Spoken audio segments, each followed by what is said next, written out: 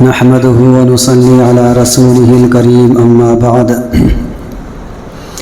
فأعوذ بالله من الشيطان الرجيم بسم الله الرحمن الرحيم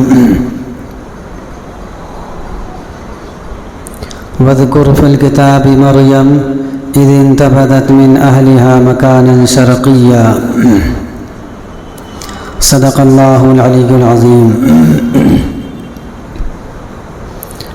میرے محترم بزرگوں، جس دور میں ہم زندگی بسر کر رہے ہیں اور جس دور میں ہم جی رہے ہیں، یہ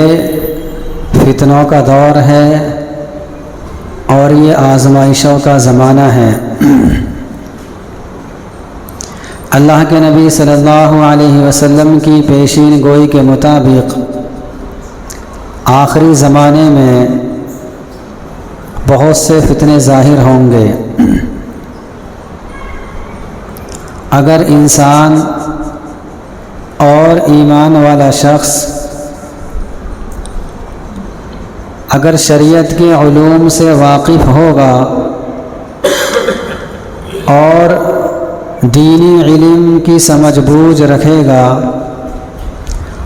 تو وہ شخص ان فتنوں سے محفوظ رہ سکتا ہے اور ان فتنوں سے اپنے آپ کو خود بھی بچا سکتا ہے اور دوسروں کو بھی بچا سکتا ہے۔ لیکن شرط یہی ہے کہ ایمان کے ساتھ ساتھ شریعت کی موٹی موٹی اور انتہائی ضروری باتوں کا علم اس کے پاس ہو۔ قیامت کے قریب جو بہت سی نشانیاں آئیں گی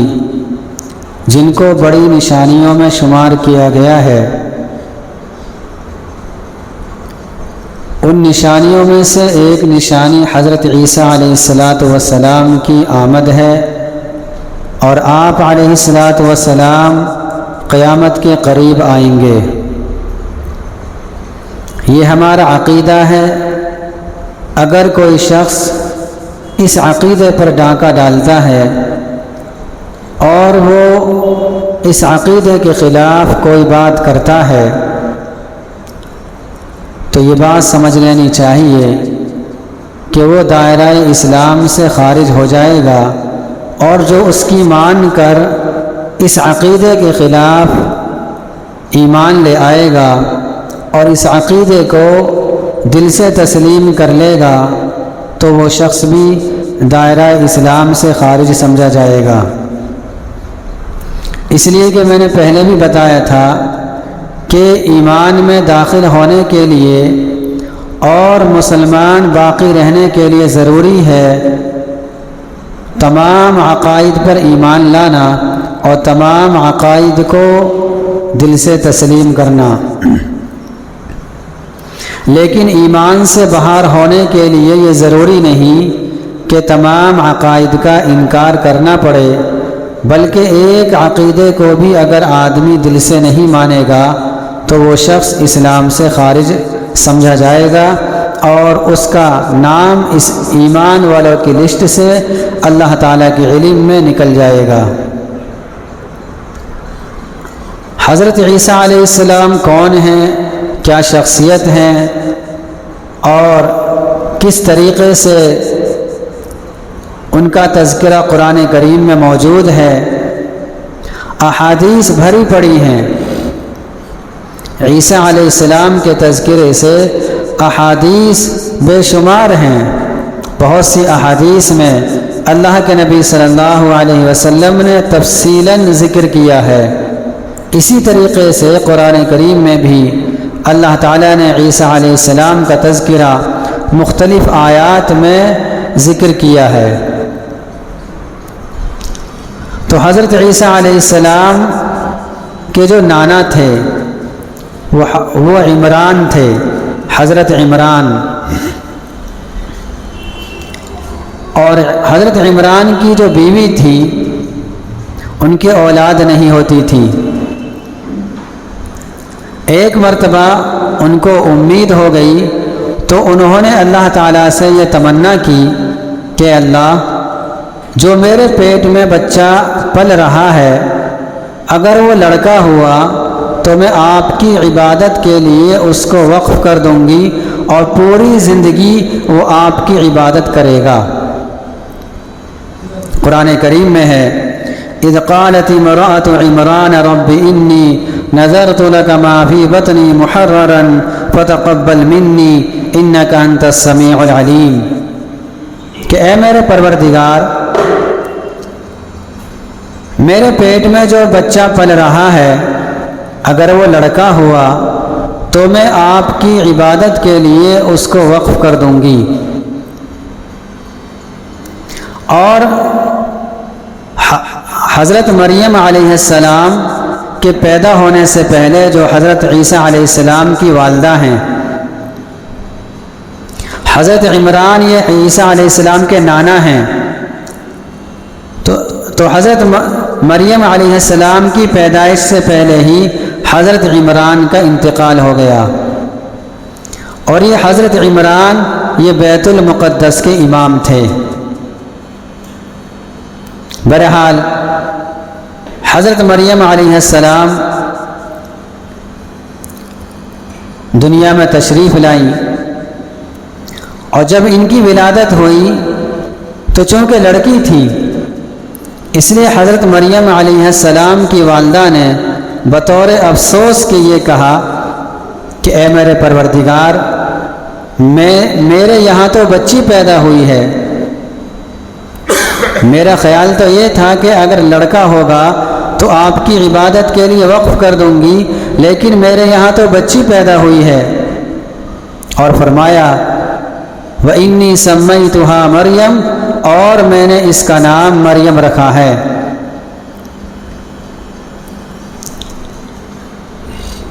اور پھر جب ان کی ولادت ہو گئی تو چونکہ انہوں نے منت مانی تھی، تو اپنی منت کو پورا کرنے کے لیے اور اپنی نظر کو پورا کرنے کے لیے یہ اس بچی کو لے کر بیت المقدس گئی ہیں تاکہ اس کو اللہ کے لیے وقف کر دیں۔ حضرت مریم علیہ السلام کی جو تربیت ہوئی ہے وہ اس تیز رفتار سے ہوئی ہے کہ حضرت تھانوی رحمۃ اللہ علیہ فرماتے ہیں کہ جتنی دیر میں ایک مہینے میں جو عام بچے بڑھتے ہیں، حضرت مریم علیہ السلام ایک دن میں اتنا بڑھ جایا کرتی تھی، جسم کے اعتبار سے، طاقت کے اعتبار سے،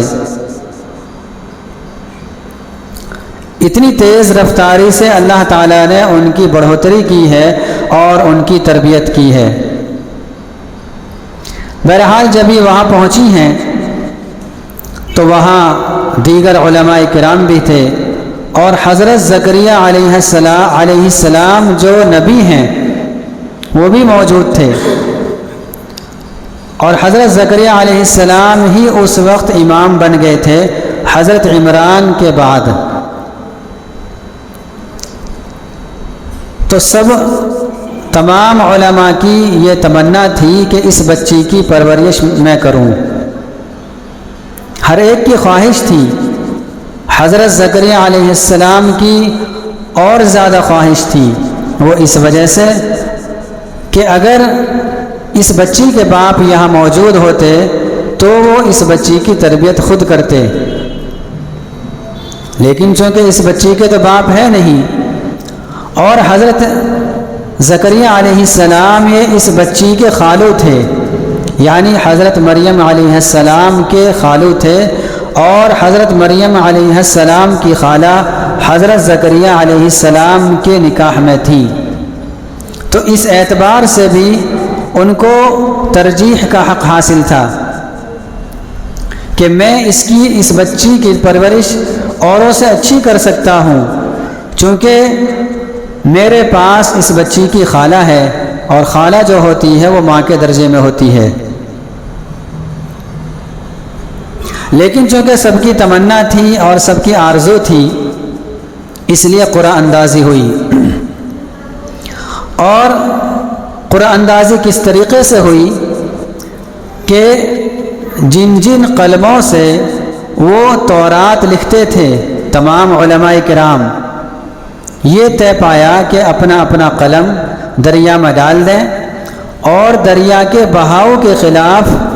جس کا قلم بہہ جائے اور چل پڑے اسی کو پرورش کا حق ملے گا۔ مثلا دریا کا پانی سیدھے ہاتھ کی طرف بہہ رہا ہے تو اب پرورش کا حق اس کو ملے گا جس کا قلم الٹے ہاتھ کی طرف بہہ جائے پانی کے بہاؤ کے خلاف۔ پانی کے بہاؤ کے مطابق تو ہر ایک کا قلم جائے گا، اس میں کوئی معجزے کی بات نہیں، اس میں کوئی کرامت کی بات نہیں، لیکن جس کا قلم پانی کے بہاؤ کے خلاف چلا جائے تو یہ سمجھا جائے گا کہ اسی کو حق ملنا چاہیے۔ چنانچہ سب نے اپنے اپنے قلم دریا میں ڈال دیے اور اس کے بعد دیکھا کہ حضرت زکریہ علیہ السلام کا قلم پانی کے بہاؤ کے خلاف بہہ رہا ہے اور چل رہا ہے۔ چنانچہ ان کو اس بچی کی پرورش کی ذمہ داری مل گئی اور انہوں نے خوشی خوشی اس ذمہ داری کو قبول کر لیا۔ چنانچہ قرآن کریم میں ہے وَمَا كُنْتَ لَدَيْهِمْ إِذْ يُلْقُونَ أَقْلَامَهُمْ أَيُّهُمْ يَكْفُلُ مَرْيَمَ وَمَا كُنْتَ لَدَيْهِمْ إِذْ يَخْتَصِمُونَ۔ اے نبی جی، جس وقت وہ لوگ اپنے اپنے قلموں کو دریا کے حوالے کر رہے تھے مریم کی پرورش کرنے کے لیے کہ کون اس کی پرورش کرے گا، اور جس وقت وہ لوگ آپس میں اس سلسلے میں جھگڑ رہے تھے آپ اس وقت موجود نہیں تھے، لیکن ہم ان باتوں کو آپ تک پہنچا رہے ہیں، تو یہ اس بات کی دلیل ہے آپ سچے نبی ہیں۔ بہرحال ان کو حق مل گیا، ان کو ذمہ داری مل گئی اور ان کی پرورش میں آ گئی۔ حضرت زکریا علیہ السلام نے ان کو ایک کمرہ عبادت کے لیے دے دیا تھا۔ چونکہ ان کی پرورش بہت تیزی سے ہو رہی تھی اس لیے یہ بالغ بھی بہت جلدی ہو گئیں۔ ان کو ایک کمرہ دے دیا گیا اور جب حضرت زکریا علیہ السلام دعوت و تبلیغ کے لیے باہر جاتے، چونکہ آپ نبی ہیں، آپ کو امت کی ذمہ داری دی گئی ہے اور امت کی ہدایت کے لیے آپ کو مکلف بنایا گیا ہے، تو آپ اس کام کے لیے باہر جاتے تھے۔ لیکن کرتے یہ تھے کہ جب باہر جاتے تو کمرے کا دروازہ باہر سے لاک کر دیا کرتے تھے تاکہ مریم کو کسی قسم کی پریشانی نہ ہو اور باہر سے کوئی تکلیف پہنچانے والا اندر نہ جا سکے۔ اور جب باہر سے تشریف لاتے تالا کھولتے اور پھر کھانے پینے کا نظم کرتے۔ ایک مرتبہ ایسا ہوا کہ آپ تشریف لائے، تالا کھولا تو کیا دیکھتے ہیں کہ حضرت مریم علیہ السلام کے پاس بے موسم کے پھل رکھے ہوئے ہیں اور آپ استعمال کر رہی ہیں، آپ کھا رہی ہیں۔ تو حضرت زکریا علیہ السلام کو بڑا تعجب ہوا اور انہوں نے معلوم کیا کہ یہ پھل تیرے پاس کہاں سے آئے، یہ تو موسم کا بھی پھل یعنی موسم بھی نہیں ہے ان پھلوں کا، اور دوسری بات کہ کمرے کا میں تالا لگا کر گیا ہوں، یہ پھل کہاں سے آ گئے؟ تو انہوں نے فرمایا ہوا من عند اللہ، کہ یہ تو میرے پروردگار کی طرف سے آئے ہیں۔ ان اللہ یرزق من یشاء بغیر حساب، اور اللہ تعالیٰ جس کو چاہتا ہے بے حساب رزق عطا کر دیتا ہے۔ بہرحال آپ کی پرورش ہوتی رہی اور آپ حد بلوغ کو پہنچ گئیں۔ حد بلوغ کو جب پہنچی پھر وہ وقت آ گیا جو اللہ تعالیٰ کے علم میں پہلے سے طے تھا کہ ہم حضرت مریم علیہ السلام کو بغیر باپ کے اور بغیر مرد کے ہم اولاد دیں گے۔ یہ اللہ کے علم میں تھا، اور یہاں یہ ضابطہ ذہن میں رکھیں کہ اللہ تعالیٰ کا ایک عام ضابطہ ہے کہ اولاد کے حاصل کرنے کے لیے اور اولاد کے حصول کے لیے ضروری ہے کہ مرد اور عورت کا جنسی ملاپ ہو۔ اس کے بغیر اولاد وجود میں نہیں آ سکتی۔ یہ اللہ تعالیٰ نے مخلوق کے لیے ضابطہ بنایا ہے، یہ ذہن میں رکھیں، یہ ضابطہ اللہ نے اپنے لیے نہیں بنایا، بلکہ یہ ضابطہ اللہ تعالیٰ نے مخلوق کے لیے بنایا ہے۔ لہٰذا اگر ہم اور آپ اولاد حاصل کرنا چاہتے ہیں تو ہمارے لیے ضروری ہے کہ ہم جنسی ملاپ کریں، تب جا کر اولاد ہو، یہ بھی کوئی ضروری نہیں، چونکہ قرآن کریم ہی میں ہے یَهَبُ لِمَن يَشَاءُ إِنَاثًا وَيَهَبُ لِمَن يَشَاءُ الذُّكُورَ، کہ اللہ تعالیٰ جس کو چاہتے ہیں نرینہ اولاد دے دیتے ہیں، اور جس کو چاہتے ہیں لڑکوں کی شکل میں اولاد دے دیتے ہیں، اور جس کو چاہتے ہیں لڑکی کی شکل میں اولاد دے دیتے ہیں، اور جس کو چاہتے ہیں اللہ تعالیٰ اولاد سے محروم کر دیتے ہیں،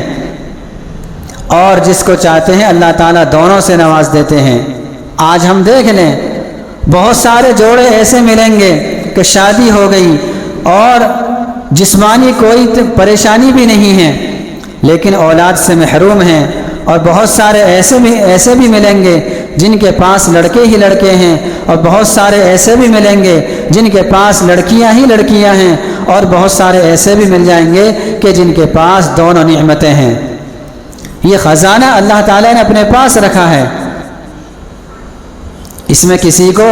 اختیار نہیں۔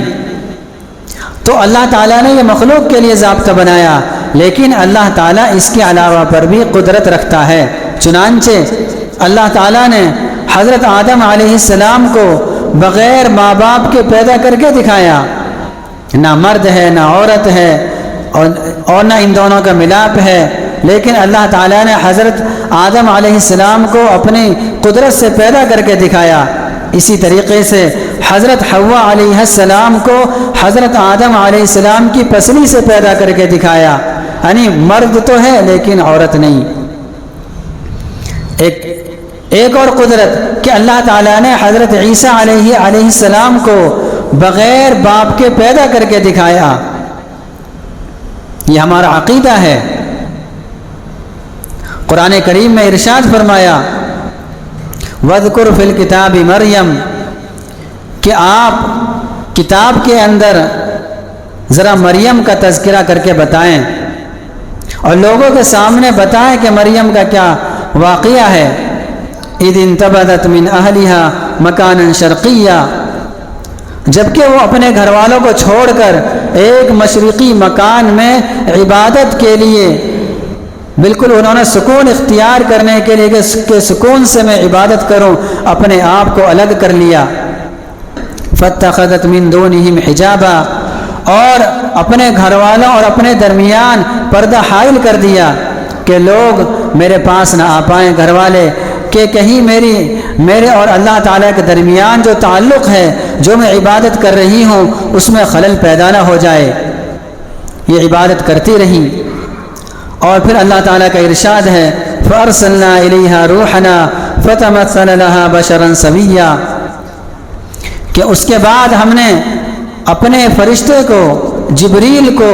ان کے پاس بھیجا، اور وہ ایک کامل اور مکمل انسان کی شکل میں ان کے پاس ظاہر ہوا۔ وہ عبادت کر رہی تھی، گھر کا کوئی آدمی نہیں پہنچ سکتا تھا، کوئی فرد نہیں پہنچ سکتا تھا، لیکن یہ اچانک اور خوبصورت شکل میں، انتہائی کامل اور مکمل انسان کی شکل میں یہ فرشتہ پہنچ گیا۔ یہ گھبرا گئی، ظاہر سی بات ہے پاک دامن ہیں، اور کیوں نہ ہو پاک دامن کہ اللہ تعالیٰ کی محبوبہ بندی ہیں، تو یہ گھبرا گئی، اور انہوں نے پھر کہا قالت انی اعوذ بالرحمن منک ان کنت تقیہ، کہ جب انہوں نے دیکھ لیا کہ میرے پاس ایک انسان آ گیا، کہیں ایسا تو نہیں کہ اس کی نظر بری ہو، تو فوراً اللہ تعالیٰ سے عرض کیا کہ میں رحمان کی پناہ چاہتی ہوں، میں رحمان کی تجھ سے پناہ چاہتی ہوں، اگر تیرے اندر ذرہ برابر بھی خوف الہی ہے، تقوی اور خشیت نام کی کوئی چیز تیرے پاس ہے، تو مجھ سے دور ہو جا، میرا یہ کام نہیں اور نہ میں بدکار ہوں۔ تو اس فرشتے نے بتایا کہ گھبرانے کی ضرورت نہیں، میں انسان نہیں ہوں، میں ایک فرشتہ ہوں۔ چنانچہ فرشتے نے عرض کیا انما انا رسول ربک، کہ میں تو تیرے رب کا بھیجا ہوا ایک فرشتہ ہوں۔ اور میں کیوں آیا ہوں؟ یہ بھی ایک مقصد لے کر آیا ہوں۔ مقصد یہ ہے لِأَهَبَ لَكِ غُلَامًا زَكِيًّا، تاکہ میں تجھ کو ایک ہونہار پاکیزہ اخلاق کے اعتبار سے، عادات کے اعتبار سے پاکیزہ میں ایک اولاد تجھ کو عطا کروں۔ اب انہیں اور زیادہ تعجب ہوا کہ میری تو شادی بھی نہیں ہوئی اور میں تو بدکار عورت بھی نہیں ہوں، اور اولاد جو حاصل ہوتی ہے وہ تو مرد اور عورت کے ملنے کے بعد اولاد حاصل ہوتی ہے، مجھے تو کسی مرد نے چھوا ہی نہیں ہے۔ تو انہوں نے کہا انا یکون لی غلام ولم یمسسنی بشر، کہ مجھ کو لڑکا کیسے ہوگا؟ تعجب کی نگاہ سے ازراہ تعجب یہ سوال کر رہی ہیں کہ مجھ کو لڑکا کیسے ہو سکتا ہے، جبکہ مجھ کو کسی انسان نے جائز طریقے سے بھی نہیں چھوا، یعنی میری شادی نہیں ہوئی۔ ولم اک بغیہ، اور نہ ہی میں بدکار عورت ہوں کہ جس کی وجہ سے اولاد ہونے کا امکان ہو، کہ میں نے کسی سے منہ کالا کر لیا ہو نعوذ باللہ اور مجھ سے اولاد ہو جائے۔ جب میرے اندر یہ دونوں باتیں نہیں ہیں، نہ تو میری شادی ہوئی اور نہ ہی مجھے کسی بدکار اور نہ ہی میں بدکار ہوں، نہ ہی مجھے کسی مرد نے ناجائز طریقے سے چھوا، تو مجھ کو اولاد کیسے ہو سکتی ہے؟ تو فرشتے نے عرض کیا کہ اللہ تعالیٰ کا حکم ایسا ہی ہے، اور اللہ تعالیٰ کا حکم اس لیے ہے تاکہ ہونے والے بچے کو لوگوں کے لیے قیامت تک کے لیے نشانی بنا دیں، اور وہ بچہ رحمت کا ذریعہ بنے گا۔ بہرحال یہ کچھ باتیں ہیں حضرت عیسیٰ علیہ السلام کے تعلق سے۔ اگر یہ باتیں ہمارے ذہن میں رہیں گی تو اگر کوئی شخص ان کے خلاف باتیں ہمارے سامنے بیان کرے گا اور وہ بتائے گا تو ہم فوراً کہہ دیں گے کہ نہیں ایسا نہیں ہے، اس لیے کہ یہ تو قرآن کریم میں وضاحت کے ساتھ آیا ہے، ہم اس کے خلاف کیسے مان لیں؟ ایسا ہو رہا ہے کہ دنیا میں جگہ جگہ لوگ ایمان کے ڈاکے ڈال رہے ہیں، اور قیامت کے قریب جو نشانیاں، جو علامتیں ظاہر ہونے والی ہیں، ان کے خلاف ان کا مشن ہے۔ اور وہ محنت کس پر کرتے ہیں؟ جو دین سے دور ہوتا ہے اس پر محنت کرتے ہیں، یا دین سے دور تو نہیں ہے بظاہر، بظاہر کا لفظ کہہ رہا ہوں میں، کہ بظاہر تو ایسا لگتا ہے کہ دین سے قریب ہوں، لیکن دین کی موٹی موٹی باتوں کا اس کو علم نہیں، اس کو پتہ نہیں کہ حضرت عیسیٰ علیہ السلام کون ہیں اور ان کا مقام کیا ہے، قرآن کریم میں ان کا تفصیلی تذکرہ کیوں کیا گیا۔ جب اس کو معلوم نہیں ہوگا تو وہ ان کی محنت میں آ جائے گا اور جیسا وہ کہیں گے ویسا وہ مان لے گا۔ اس لیے ہم سب کو چاہیے کہ ان باتوں کو ہم غور سے سنیں، توجہ سے سنیں اور شروع سے بیٹھ کر سنیں، چونکہ جو آخر میں آ رہے ہیں ان کو کیا پتہ کہ بات کیا ہوئی ہے اور کیا بات چل رہی تھی۔ یہ عقیدے کی بات ہے، اگر ہمارا عقیدہ خراب ہو گیا، ہم دوسروں کی نظر میں اگرچہ مسلمان سمجھے جائیں لیکن اللہ تعالیٰ کے علم میں ہمارا نام ایمان والوں سے نکل گیا۔ یہ عقیدہ ایسا ہی ہے۔ آئندہ بھی باتیں کچھ ہوں گی اور یہ سلسلہ ہو سکتا ہے کئی ہفتے چلے، اس لیے آپ حضرات توجہ سے ان باتوں کو سنیں، چونکہ یہ عقائد کی باتیں ہیں۔ اللہ تعالیٰ مجھے بھی اور آپ سبھی حضرات کو ان تمام باتوں پر عمل کرنے کی توفیق نصیب فرمائے۔ آمین۔ وآخر دعوانا الحمدللہ رب العالمین۔